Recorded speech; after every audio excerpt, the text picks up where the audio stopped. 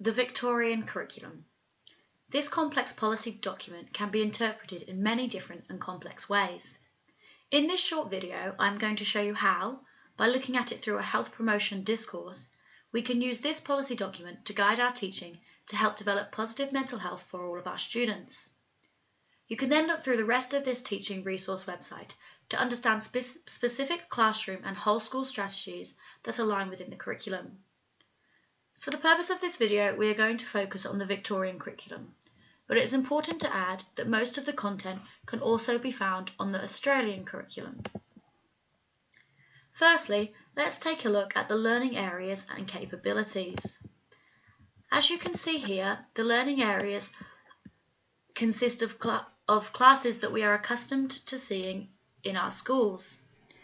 When you look at the capabilities, critical and creative thinking capability, ethical capability, intercultural capability, and personal and social capability, we begin to see how our responsibilities as teachers delve much further than subject knowledge.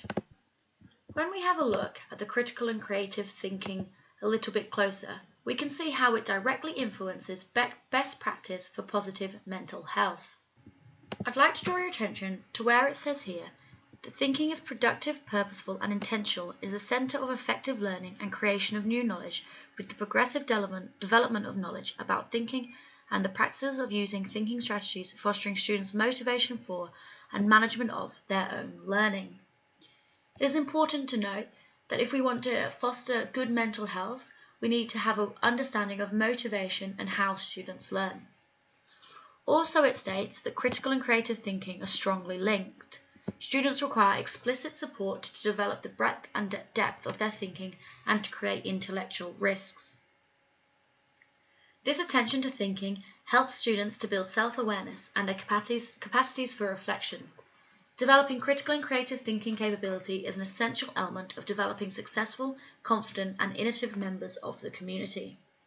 Skills such as self-awareness, personal reflection, will help students throughout their lives deal with stresses they are faced with in different ways, hopefully then decreasing the chance of mental health issues. If we have a look at the different content descriptors and elaborations, we begin to see what this looks like in our classrooms. Let's take a look at the Foundation to 2. Before we've even reached Foundation, as we're heading towards it, we see how students are asked to investigate how past experiences influences thinking and reactions to situations and problems. And then looking at the elaborations, students are asked to understand mapping reactions and thinking to situations and problems and exploring the links between reaction and thinking. Beginning the development of these critical and creative skills at such an early age is vital to a student's development. Without laying these foundations in the early years, students will be left wanting when they grow up and are faced with issues within their lives. Critical and creative thinking gives students confidence to evaluate and react to a variety of situations. Now let's have a look at the ethical capability. I'd like to draw your attention here to where it says that students examine what we ought to do, how we ought to live, what kind of society we should have, and what kind of person one should be. These questions concern individuals alone and relationships between people and between people in environmental, social, and economic systems. They involve contested and complex concepts. This exploration strengthens students' capacity to make decisions informed by the understanding of their values, principles, concepts, and ideas that underpin different assumptions and an ability to analyze and evaluate these. For many students, understanding themselves and others will play a huge part of the continuation of positive mental health. We as human beings need to be able to appreciate our own and other principles, ideas, and values to guide our thoughts, feelings, and actions. With a sound knowledge and appreciation for our values and principles, we will have a better understanding of our own mental health and factors that may influence it. Let's take a look at the content descriptors for years 3 to 4. Having a look at this one here, where it says to explore the extent to which particular acts might be regarded by different people as good or bad, right or wrong, better or worse, and explain where. The content elaboration says, comparing different responses to a problem and classifying them as better or worse, using a thinking tool and comparing the classifications with others and how the judgments were reached. By asking students to compare different responses, students will be able to build their knowledge and confidence of how to respond to certain emotional challenges they may face. By having these discussions at a young age, we are equipping our students with the decision-making and reasoning skills that will assist with their mental health throughout their life. The use of the word thinking tool in this elaboration really demonstrates a strategy that teachers can use to assist in this elaboration. Now let's have a look at the personal and social capability.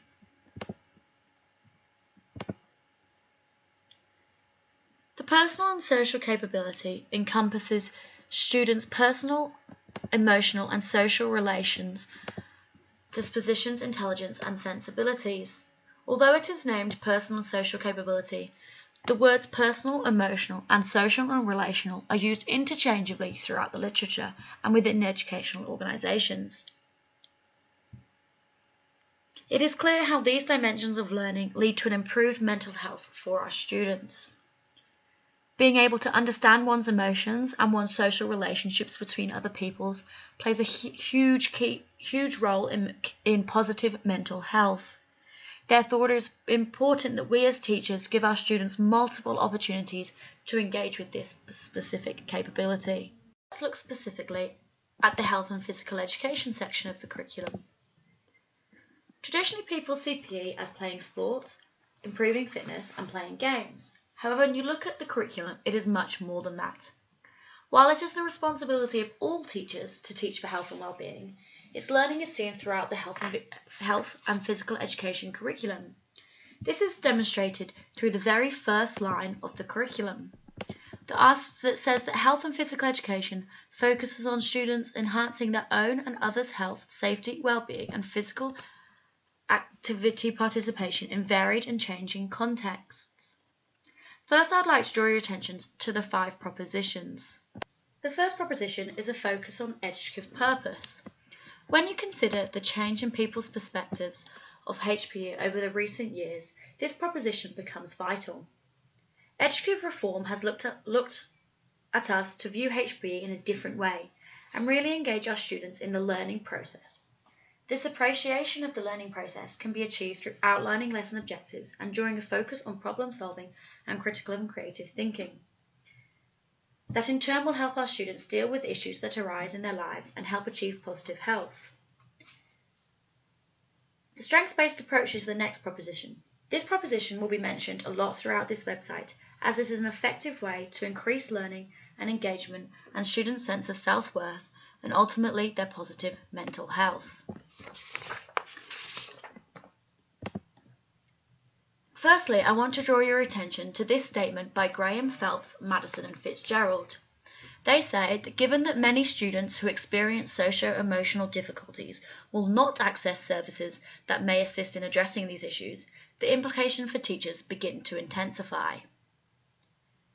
This demonstrates the clear importance we as teachers have on the safety and well-being for our students. I'd like to draw your attention to this paragraph here. It states that up until 10 years ago, much of the discussion around children's mental health was permeated by discourses of risk and harm, despite some emerging evidence that treating children as a problematic category can be seen as a social and cultural risk factor in itself. Concurrently, new theoretical understanding about children and childhood were emerging, emphasizing children's agency and competence, which provoked a shift in thinking away from regarding children as a passive victim of harmful experiences towards perceiving them as social actors with their own views and strategies for actively coping with challenges in their lives. As this directly relates to the strength-based approach that we see in the Victorian curriculum, which looks to move away from focusing only on potential health risks or deficient-based model of health, the curriculum has a stronger focus on supporting students' development to develop the knowledge, understanding, and skills they require to make healthy, safe, and active choices that will enhance their own and others' health and well-being. As teachers, we must use this to develop positive classroom environments that help promote positive mental health. We focus on what we as students can do, the skills that they have to be resilient and manage their emotions. I encourage all of you teachers to take a close look at the rest of the propositions and decide how they are going to guide your teaching. But right now, let's look at another aspect of the curriculum that is important and demonstrates how important mental health education is in HPE teachers' jobs. It is demonstrated through a variety of content descriptors and elaborations. Luckily, the kind people that created the Victorian curriculum have made it really easy for us teachers to interpret and see which content descriptors relate to what. For example, the first content descriptor in the 3-4 level, examine how success, challenge and failure strengthen person identities. When you have a look at the content elaborations, take note of this little MH. This stands for mental health and well-being. The curriculum makes it very clear how the content we teach needs to focus on health and well-being, as well as being physically active. It is also important to note here the acronym R and RS, relationships and sexuality. Research shows that people in the LGBTI+ community are more likely to suffer from mental health issues. Therefore, we as teachers must ensure that our classroom environment provides a safe learning environment for which all students and helps give students strategies and strengths to deal with issues and maintain a positive health. It is also important to note here that the acronym MH can be seen throughout the curriculum and even in the early years. This demonstrates perfectly the importance of teaching mental health to our primary age students. I encourage each and every one of you to take a closer look at the curriculum and decide how you are going to interpret it to assist in creating a positive learning environment that assists students in mental health education, beginning the discussion and developing strategies and reflective techniques that allow students to move forward in their education and life with a positive mental health. So that's all for our guide on the curriculum. I seriously encourage you to take a look around the rest of the website and see what else we have to offer.